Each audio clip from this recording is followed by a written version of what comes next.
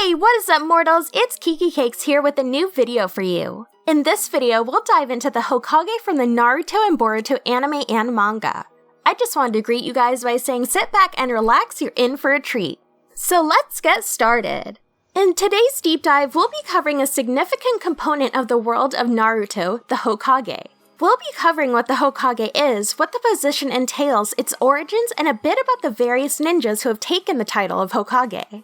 For those who have not read the anime or manga for Naruto and Boruto, this video contains spoilers, so you have been warned.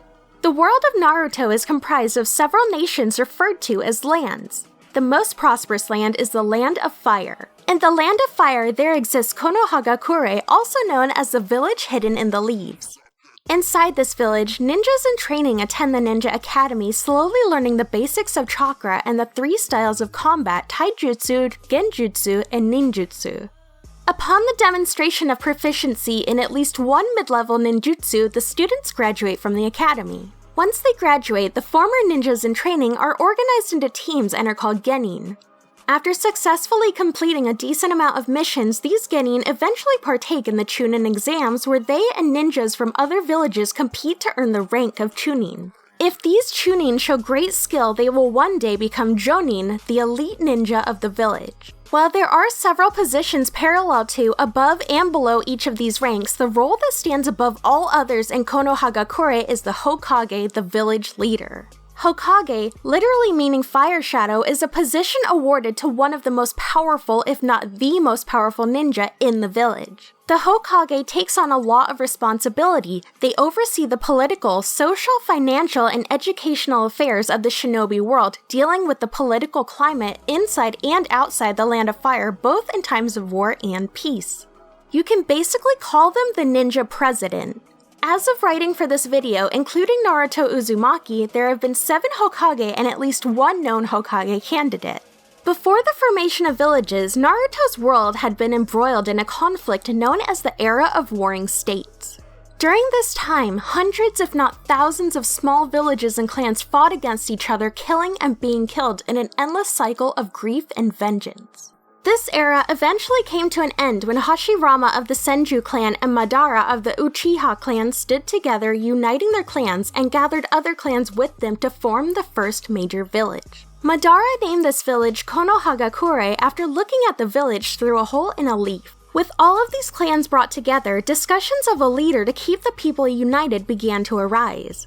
Hashirama wished to have Madara be the leader, but most ninjas in Konoha, led by a large portion of the Senju clan, chose to select Hashirama.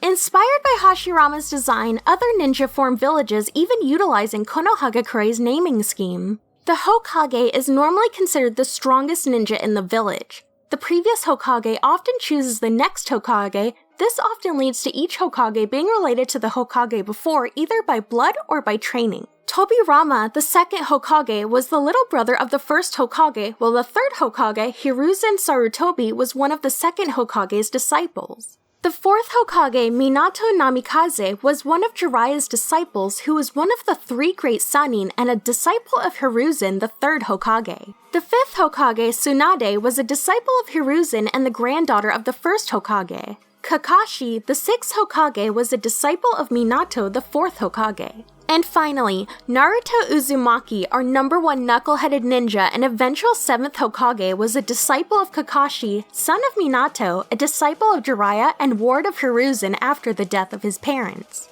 Even though nepotism is at play at least a little when it comes to who becomes the next Hokage, each Hokage demonstrated an appreciable skill level and had feats to their name that made them worthy of their title. Hashirama was considered the god of shinobi for his massive chakra value, combat prowess, and Konoha's village founding. Tobirama was the inventor of thousands of jutsus, including the shadow clone technique and the teleporting flying thunder god technique. Hiruzen earned the moniker of professor due to his mastery of thousands of jutsus combined with the efforts in developing the education for shinobi within Konohagakure. He was, however, also a very powerful shinobi within his own right and nearly killed Orochimaru, one of the 3 great Sannin and a former member of the Akatsuki. Minato earned the nicknames of the Yellow Flash and the God of Death due to his actions and accomplishments during the Third Shinobi World War. He was a ninja so skilled in both one-on-one and multi-opponent fights that upon witnessing him, shinobi from enemy villages were to follow an automatic flee-on-sight order lest they lose every member of their squad. Lady Tsunade was one of the 3 great Sannin. She had developed the standard ninja formation for Konoha, 3-person squads with 1 combat medic, and developed a more powerful regeneration and healing technique than even her grandfathers. Hatake Kakashi was given the rank of Jonin, an elite ninja at only 12 years old. When he was gifted the Sharingan by Obito, he was then known both as Kakashi of the Sharingan and as the Copycat Ninja. As the nicknames imply, he had the ability to copy thousands of jutsus simply by sight, making him one of the most famous and deadly ninjas of his time. Of course, anyone who has read the manga or watched the anime should be familiar with Naruto's exploits, but for those uninitiated, during the allied invasion of Konohagakure by the Sand and Sound villages, Naruto defended against and defeated Gaara of the Sand, host of the one-tailed beast, a creature capable of destroying entire villages in moments. Secondly, he defeated Pain of Six Paths, the false leader of the Akatsuki, saving Konoha village. And thirdly was pivotal in the 4th Great Ninja War, defeating both Madara Uchiha and Kaguya Atsuki, saving the world. So, even if one has a good point in believing there to be nepotism in the choosing of the next Hokage, at the least we cannot deny that each Hokage was a skilled shinobi who made a significant contribution to their village. The Hokage, due to their skill and position, are culturally significant to Konoha.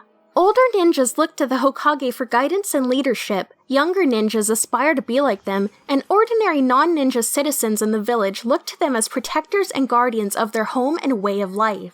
Naruto had aspired to be Hokage to be recognized and accepted by the people of his village. He eventually came to learn and understand the significance of Hokage's title and gained an immense respect for the weight of the position by the end of the series, realizing his dream and ultimately honoring the position.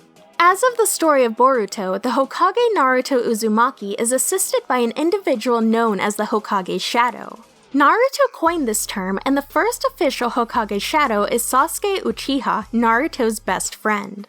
The Hokage Shadow's job is to stay covert, protecting the village from outside threats, while the Hokage stands in the light, a symbol of defense to protect the village from the inside. In many ways, Sasuke is inspired by his older brother Itachi Uchiha. Itachi, an exile from Konoha and thought of as a monster, defended the village from outside threats in secret. In this new generation of ninja, Sarada Uchiha, Sasuke's daughter, aims to one day become Hokage, and Boruto Uzumaki, Naruto's son, hopes to become the Hokage Shadow, standing in the background ready to defend the village from any threat. Due to the nature of the position, the two stand together as one and symbolize the evolution of what it means to be Hokage.